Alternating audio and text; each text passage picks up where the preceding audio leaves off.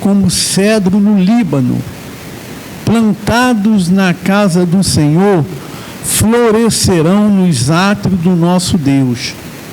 Na velhice darão ainda frutos, serão cheios de seiva e de verdor, para anunciar que o Senhor é reto, Ele é a minha rocha e nele não há injustiça. E eu uso minhas temáticas, né? Eu gosto de preparar o sermão, gosto de dar tema. E o tema que eu trago aqui, precisamos criar raiz.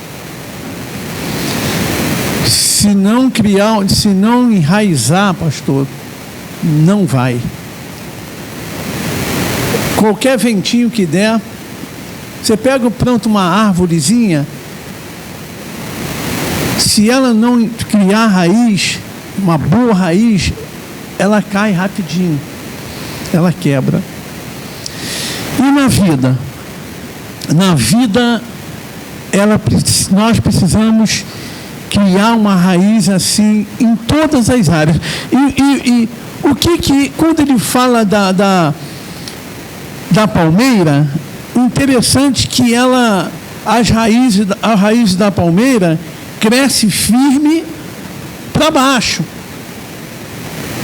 Até é muito interessante que ela procura uma rocha lá embaixo para se abraçar com a rocha. Por isso que os crentes antigamente falavam muito de palmeira. Balança o vento, mas ela não cai. A palmeira, o cedro e tem também o carvalho. São 3 árvores da mesma característica. Elas crescem, a raiz vai bem lá no fundo para se abraçar numa pedra, para segurar numa rocha, para não cair. E me preocupa hoje que o ser humano hoje, o crente, né? Nós estamos falando aqui para crente, elas vão para baixo, se firmam para depois elas aparecerem, para elas crescerem e as folhagens sair para todo mundo ver aquela árvore bonita.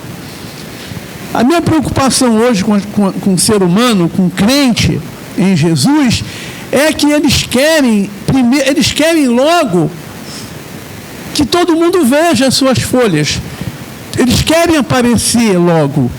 E muitas pessoas não procuram criar raiz, enraizar na rocha, que é Cristo, e elas quebram. Porque quando vem as circunstâncias da vida, elas não suportam. Então, a primeira coisa que nós precisamos fazer, criar uma raiz. Ou raízes. Para nos fortalecer. Porque se eu achar que começo a minha caminhada no Evangelho, e daqui a pouco eu estou falando de Jesus, eu estou cantando, e vou pregar numa igreja e pessoas se rendem ao Senhor, e vai ser só maravilhas? Não! Vem as circunstâncias da vida. E muitos líderes cometem um erro, como nós, pastor Demétrio, cometemos erro em pegar pessoas que não criaram raízes ainda e colocamos para trabalhar no Senhor. E aí, e depois, como vai ficar a vida da pessoa?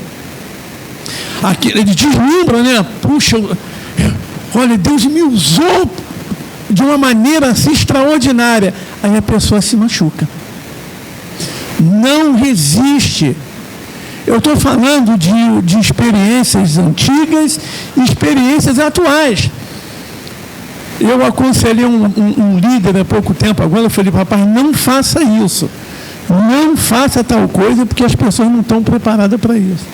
Mas eu tenho como um exemplo o meu filho Tiago, que se converteu, veio das drogas, se converteu, 2 meses de igreja, botaram ele para evangelizar na favela. O que aconteceu? O quê? Voltou a cheirar. E eu fui até o pastor, o garoto não pode evangelizar. tem que ser tratado.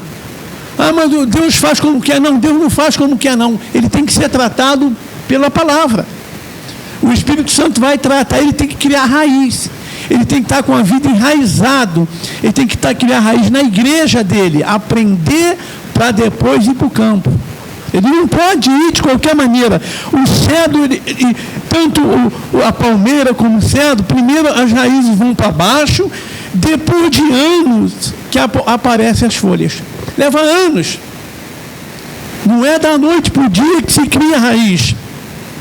Então elas têm a mesma semelhança em edificação. Primeiro elas vão para baixo e depois para cima. E por que nós não resistimos, às vezes, certas coisas da vida, circunstâncias que, às vezes, me pegou de surpresa. Não, eu não posso ser pego de surpresa. Eu não posso mais ser pego de surpresa. Não posso. Com calúnia, difamação, perseguição, com uma enfermidade, eu não posso ser pego de surpresa. Eu tenho que estar pronto. São 30 anos de caminhada, eu tenho que estar pronto. Eu tenho tempo para ir à praia, para o futebol, para passear, para namorar minha esposa, para tudo. Mas eu preciso ter tempo para criar isso, para enraizar isso aqui dentro de mim. A palavra tem que entrar dentro de mim, criar uma raiz. Para quando acontecer algum fato, eu estou pronto. Oséias 4:6 diz: o meu povo, ele sofre, ele perece, porque lhe falta criar raiz, o conhecimento. Quando eu começo a ter o conhecimento, cheguei aqui, eu bati o olho aqui, falei, cara, essa aqui é top. Lá na faculdade tinha isso, é top. Eu fiquei até tremido quando eu botei a mão, é top. Peguei e fiquei, caramba, coisas que às vezes eu não conheço, ainda estão ali, que eu preciso conhecer. Eu não posso ficar dentro de um evangelho superficial, pastor Demétrio. Raiz, por isso que o povo sofre. Você está na igreja todo feliz. Daqui a pouco vai chegar alguém, está perdendo tempo lá. Como eu escutei isso? Mas desde quando me converti, meu primeiro ano de novo convertido, para me batizar, eu li a Bíblia toda. No primeiro ano. Porque eu tive um mestre que me instruiu, tu tem que ler. Tem que ler. Na hora do meu almoço, ele me obrigava a ler a Bíblia. Tu não vai descansar o almoço, não. 10 minutos para almoçar, pastor. Agora vamos estudar. E isso foi durante todo o tempo que nós trabalhamos juntos. Por isso que o povo sofre.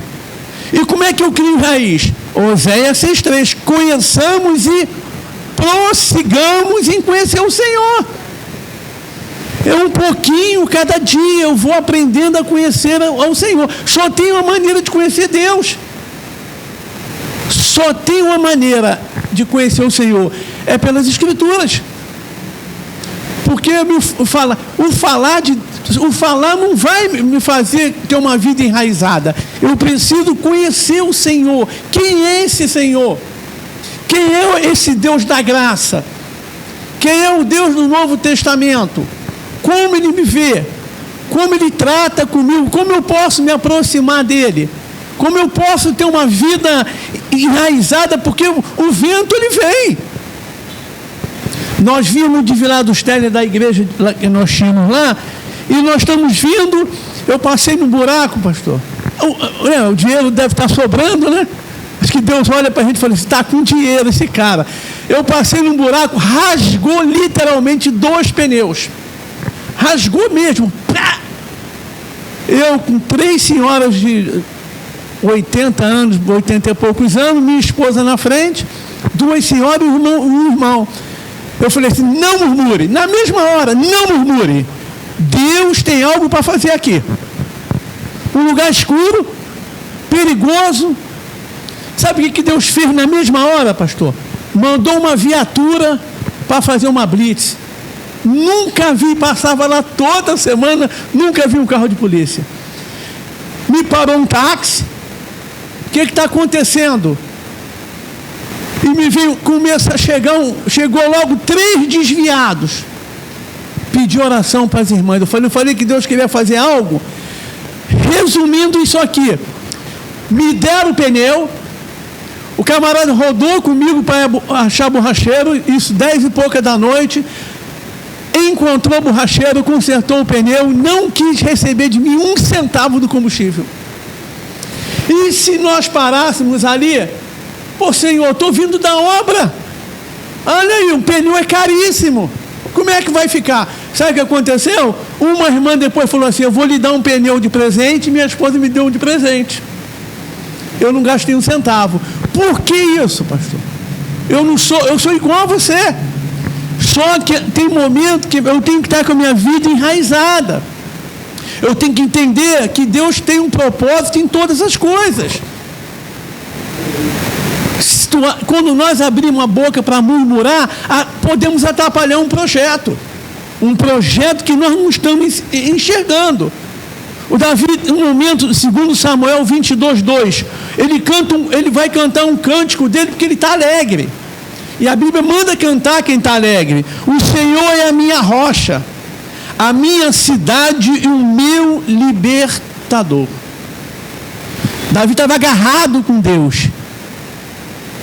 Quando nós estamos agarrados com Deus, nós cantamos louvores a Ele. Em vez de murmurar, nós cantamos. Eu preciso estar com a minha vida enraizada no Senhor, fortalecida no Senhor. E o meu foco hoje aqui é falar sobre essa rocha. Quem é a minha rocha? Quem é a sua rocha? Quem é a sua rocha hoje?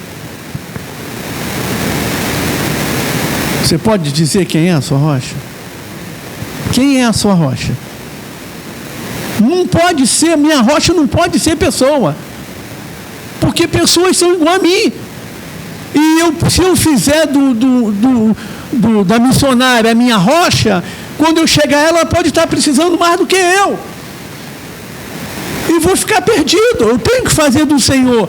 O salmista, no Salmo 40, verso 2, tirou-me de um poço de perdição. Não é dali que Deus nos tira? E colocou os meus pés sobre a rocha. Ele que tira da lama, Ele que tira do pecado, da ruína, para colocar nossos pés sobre a rocha. Olha, você está sobre a rocha, que é Cristo. Você está sobre a rocha. Agora, procure conhecer mais dele. Se aproxime dele. Um pouco de oração, um pouco de leitura. Eu não gosto de orar, mas eu preciso orar um pouquinho, nem que sejam 5 minutos. Nós temos um mau hábito de fazer uma oração depois de passar horas vendo coisas da internet, horas e horas e horas. Aí eu dobro um joelho cansado e falo assim, muito obrigado por tudo que o Senhor fez no outro nome, acabou. E quando eu vou ler, eu leio uma coisinha à toa, tá bom. Não, nós precisamos tirar tempo para ficar com o Senhor, para ficar com a minha vida fortalecida na rocha. O Senhor, Salmo 18, verso 2, o Senhor é a minha rocha, a minha cidade, o meu Deus, o meu libertador, o meu rochedo. Você sabe o que é uma rocha?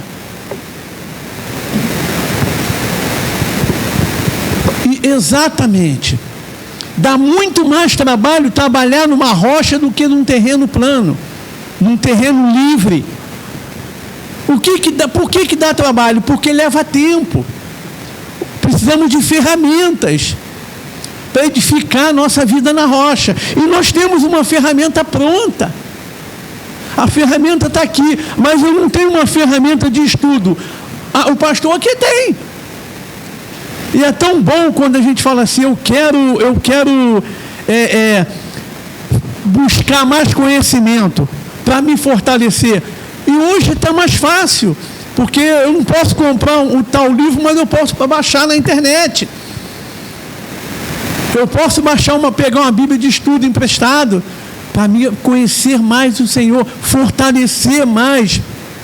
Então, quando há uma declaração nossa, como o Davi vai dar no Salmo 62, verso 6, só Ele é minha rocha. Só Cristo é a minha rocha. E só Ele pode ser a sua rocha. Nada mais pode ser a minha rocha. Os meus estudos não pode ser, o meu canudo não pode ser, a tua faculdade não pode ser, o dinheiro não pode ser, porque tudo perece, isso fica por lado.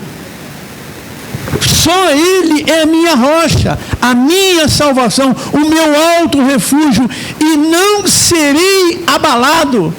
Uma declaração que Davi está fazendo: eu não serei abalado, porque só Ele é a minha rocha. Eu tenho que declarar isso. Só Cristo é minha rocha, só Deus é minha rocha. Não é o dinheiro que eu tenho, não é minha esposa, não é um neto, nem filho. Tudo isso é bom, mas só Deus pode ser a minha rocha e a tua. Senão eu me arrebento. Por quê? Por causa das labutas da vida, os problemas da vida, as decepções da vida. E não tem como correr disso, querido. Quando eu estou pensando, eu olho assim, pô, está tudo uma maravilha, Senhor. As coisas estão acontecendo. Daqui a pouco, levanta algo. Eu vou falar depois em particular para um amigo, para o pastor saber, porque eu não vou falar em público, não. Eu falo, como é que pode isso? Como é que pode isso? Porque quando eu me converti, pastor Demetrio, sabe o que falavam? Está de capa. Já volta para o mundo. E já vão 30 anos que eu estou na rocha. Por que o apóstolo Paulo disse: aquele, pois, que pensa que está de pé, cuide-se. Eu tenho que me cuidar. E como é que eu me cuido? Eu tenho que declarar: só Ele é minha rocha. Ele é a nossa fortaleza. Ele é o meu Deus. Ele é quem cuida de mim. Perdas inesperadas, às vezes, na vida. O pessoal fala, o outro falou para mim assim, um pastor, tu paga plano de saúde, pastor Jorge? Eu falei, pago. Trabalho pra caramba, eu pago o que eu preciso. Não pago não. Vamos ficar pagando plano de saúde? Tu tem seguro no teu carro? Ele falou assim, tenho. Eu não tenho. No meu, 7 anos com esse carro. Rodo no Uber, vou em tudo que é favela, em tudo que é comunidade eu entro. Não tenho medo. E rodo à noite. Falei, se eu sou maluco, também que tu paga seguro de carro, eu não pago. Eu prefiro pagar um plano de saúde. E falo, esse carro ninguém mexe, não bota a mão, pastor. Se botar, Deus vai pegar. Sabe por quê? Esse carro que veio do alto para mim, foi Deus que me deu. E o carro é dele, o carro não é meu, eu faço tudo com o carro. Atendo o cliente, atendo o viciado, faço tudo. Esse carro é meu e minha vida tem que estar na rocha. Esse carro no Uber é um instrumento de Deus. Eu vou abrir um parênteses aqui. Esse dia eu parei para pegar uma passageira ali em Ricardo, num candomblé imenso, um candomblé muito grande, muito grande. E eu fico no louvorzinho baixinho, né? Para o pessoal entrar. Aí entrou uma branquinha, toda arrumada da roupa, um rapaz e uma outra moça. O rapaz sentou atrás com ela e a moça na frente, que ia soltar logo perto. Quando eu parei o carro, que eu olhei assim, eu nem sabia que ela era, eu olhei para ela, o senhor falou assim, é minha. Eu saí do carro, boa noite, cheio de macumbeira. Meu carro tem um emblema da igreja no capô, boa noite, boa noite, boa noite, boa noite. Boa noite, boa noite. Abri a porta, aí entraram, aí saiu logo, da frente saiu logo uns 2 quilômetros, saiu, depois saiu o rapaz, ficou ela. Aí eu, tudo bem com a senhora, querida? Tudo bem e tal. Ela falou assim, posso falar uma coisa? Pode. Tem algo estranho, tem algo diferente nesse carro. Eu sinto uma leveza dentro desse carro, Senhor. O senhor é crente, né? Eu falei, sou. Deixa eu falar um negócio para a senhora, antes que a senhora me fale. Quando eu parei, que eu nem sabia que era a senhora, o senhor falou assim, ela é minha. Diga para ela que eu a amo. E eu falando para ela. E Deus falando comigo assim, pastor, o Espírito Santo falando, fala para ela que ela já vai sair de lá. E o Senhor falou que a senhora já vai sair desse lugar. Sabe o que ela falou?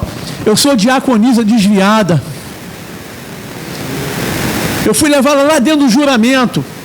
E ela falou assim, continua falando para mim. Continua falando até lá. E eu falando de Jesus, e ela com o olhão assim, ela... Puxa esse banco para frente. Eu puxei o banco, ela ficou assim o tempo todo me olhando, pastor. E eu falando, e Deus me dando, e eu falando, e conversando, falando das escrituras, e eu todo feliz, todo feliz.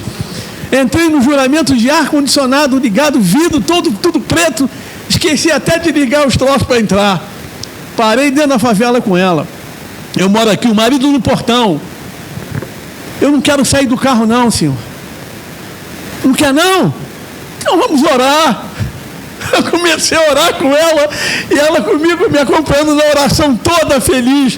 Ela falou, Senhor, chorando, que coisa boa. Sabe por quê, querido? O Senhor é quem fez, mas eu tenho que estar com meus pés na rocha, porque pensa que, como a gente sabe, pensa que o outro fica feliz, não fica não. Vou acabar com a tua graça.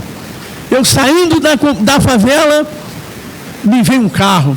Quando eu vou passar, o carro veio, pastor. Foi a mão de Deus aí. Esses carros velhos que não acende nada, todo esculhambado, a gente compra com o maior sacrifício. O cara veio direto, eu falei, Jesus, tem misericórdia. O carro, não sei o que aquele cara fez, assim, ó, passou, meu irmão. O cara me engoliu pelo meio até acabar com o carro.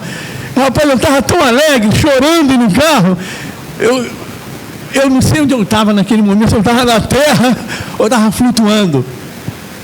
Quando nossos pés estão na rocha, que nós procuramos buscar no Senhor, Ele faz de nós instrumento vivo. Ele nos dá experiências assim. Ah, mas por que faz com o Senhor? Não, faz com você também. Faz com qualquer um que Ele quer fazer. A rocha é algo tão tremendo. A declaração do salmista no Salmo 71, verso 3. Se tu para mim uma rocha inabalável. É inabalável essa rocha. Não é uma pedra. Ele é pedra que os construtores rejeitaram. Mas Davi diz assim, se tu para mim uma rocha inabalável. Nada abala o Senhor. Ele é inabalável. Ele é confiável, Ele é fiel, Ele cura, Ele liberta, Ele transforma. Só Ele pode fazer isso. Homem nenhum é inabalável. Pastor nenhum é inabalável. Falou aqui, ó. Tem hora que nos abala. Nos abala. A gente está semeando e não acontece nada. Estou fazendo, não acontece nada. Eu fico abalado. Aí ele vem com um escape. Ele traz um escape. Ele sempre traz um escape. Esse texto aqui é um texto riquíssimo. Abre comigo aí, por favor, em Lucas. O capítulo de número 6 do livro de Lucas.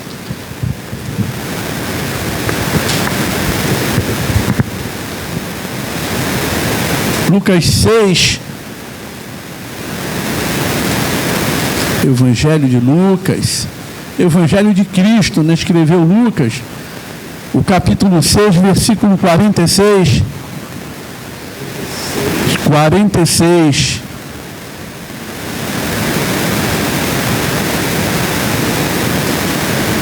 Quem quer ler esse texto aí para mim? Pode ler. 46 ao 49. Pode.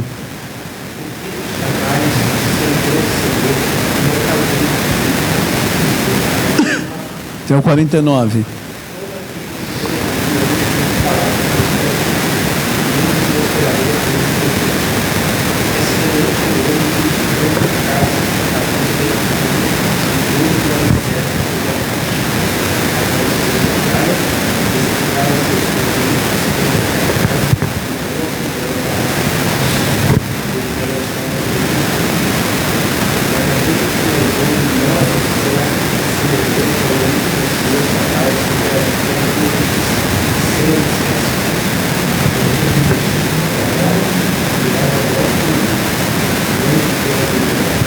Olha só, que texto rico. É semelhante a um homem que edificou a sua casa sobre a rocha. Edificar uma casa, tanto natural como espiritual, dá trabalho, leva tempo. Essa conversa, receba aí, isso é conversa. Não existe mágica no Evangelho. Construir uma casa leva tempo, dá trabalho. E sobre a rocha, o trabalho é maior ainda. Na construção civil, o camarada pega uma ferramenta manual e pega um terreno de terra, ele constrói uma casa. Mas se for um terreno rochoso, ele não constrói, tem que usar ferramentas. E na vida espiritual, dá muito trabalho. Precisa tempo. Eu gasto meu tempo lendo a Bíblia. Não gasto. Eu uso tempo. Eu gasto tempo com internet, com WhatsApp, com conversa que não acrescenta nada. Eu uso meu tempo. Nós precisamos usar o nosso tempo para isso aqui. É semelhante a um homem que edificou a sua casa sobre a rocha. Abriu profunda vale e lançou o alicerce sobre a rocha. O que é o alicerce? A palavra. Quem é a rocha? O dono da palavra. O Senhor da palavra. Ele é a rocha. E se minha vida... Ele diz, por quê? Porque quando minha vida está alicerçada, pode vir o vento, pode vir com grande empenho, mas não vai me derrubar. E nem você. Mas uma casa na areia, rapidamente ela cai. Ela não aguenta.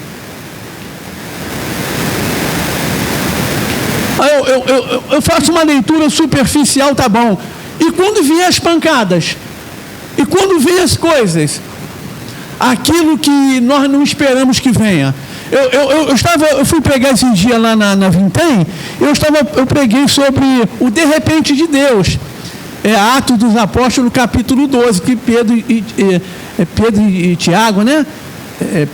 Paulo e Silas na prisão, de repente vem um terremoto. E de repente as coisas acontecem. Você acorda muito bem. Aí você vai resolver um problema, de repente vira uma tempestade. Começa tudo a dar errado. Aí ele fala, você é semelhante a um homem que construiu sua casa sobre a rocha. Vem vento, vem tempestade, vem o que vier, você está ali, ó. Não tem como abrir essa porta. Eu estou na posição. Foi falado de promessa. Eu estou na promessa. E hoje, eu entendendo as Escrituras, eu creio, pastor Demetrio, quem tem a promessa de Deus não morre. Só depois de cumprir. Eu estou na promessa. Tem coisas para cumprir na minha vida, para se cumprir na minha vida. Então, eu não posso, eu preciso cavar, conhecer as Escrituras e o trabalho que dá isso. Dá muito trabalho. Tiago vai dizer um alerta aqui muito interessante. Tiago 1:22, tornai-vos participantes da palavra e não somente ouvinte, enganando a vós mesmo. Porque eu posso me enganar. Eu posso pegar um textozinho aqui da Bíblia,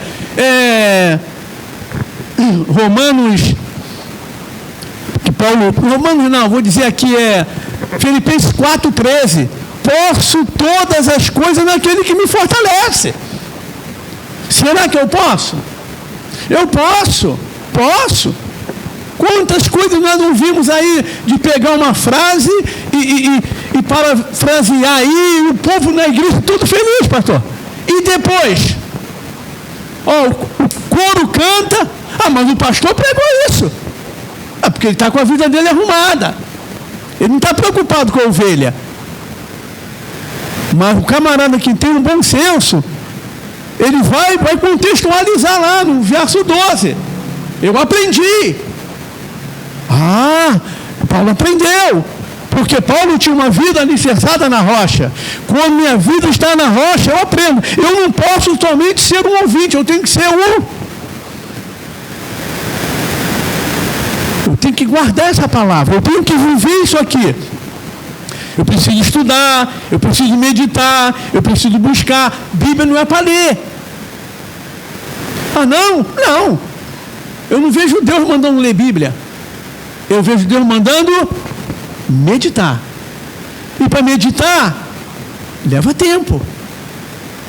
Não pode ser nada superficial, leva tempo. Então, minha vida está na rocha. Eu estou crescendo na graça, no conhecimento e me fortalecendo. João capítulo 15, versículo 2. Todo ramo que estando em mim não der fruto, ele corta. Mas interessante que todo aquele que dá fruto, ele limpa para dar mais fruto. E para dar fruto, tem que ter o quê? Tem que ter fruto. Para produzir mais frutos. Eu não tenho fruto, o perigo está aí, diz que ele corta. Se ele corta, é porque não está dando fruto. Nós somos chamados para quê? Para dar fruto. Lucas 3, versículo 9.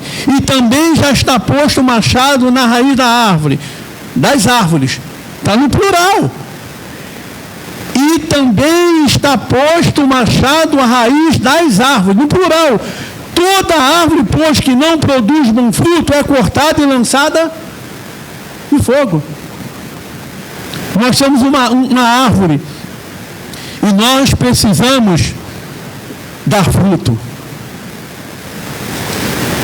Vou finalizar aqui em Lucas 6 mesmo, versículo 43. Não há árvore boa, aqui, não há árvore boa que dê mau fruto, nem tampouco árvore má que dê bom fruto, porquanto cada árvore é conhecida pelos seus próprios frutos. Porque se não conhece o figo dos espinheiros, nem ombrolhos das vinhas, que produz uva. O homem bom do seu bom tesouro, que é o coração, tira frutos bons. E o mal do mau tesouro tira fruto mau. Porque a boca fala o que está cheio, o coração. A minha vida tem que ser edificada em Cristo para me produzir bons frutos. E quem me ensina isso, a produzir isso? O Senhor. Primeira orientação coisa que eu falei aqui, da orientação de Paulo, 2 Timóteo 2,15, procura apresentar-te para Deus aprovado, que maneja bem a palavra da verdade. Quantas pregações que nós ouvimos, a internet é fonte de lucro, pastor Demétrio, fonte de riqueza. Eles postam uns besteirão aí, 30 mil visualização. Você prepara um sermão, tem um trabalho, fica ali, dá uma mensagem, 10, 5. E quando consigo 10, falei, tem 10 visualização. Todo feliz. Os postam um besteirão aí, mentindo para o povo, 30, 40, 1 milhão de visualização. O cara fica rico. Ah, é Deus usando ele. Eu não sei se é não. Deus quer isso aqui, irmãos, para a minha vida e para a sua vida. Nós não sabemos o que nos espera. Nós não sabemos o que está para vir. Posso ler mais um textinho? Posso ler mais um textinho? Na Bíblia não tem textinho, um texto. Josué capítulo 1. Vou finalizar agora em Josué capítulo 1. Josué, o capítulo 1, o conselho de Deus para nós finalizarmos aqui, versículos 5 ao 9.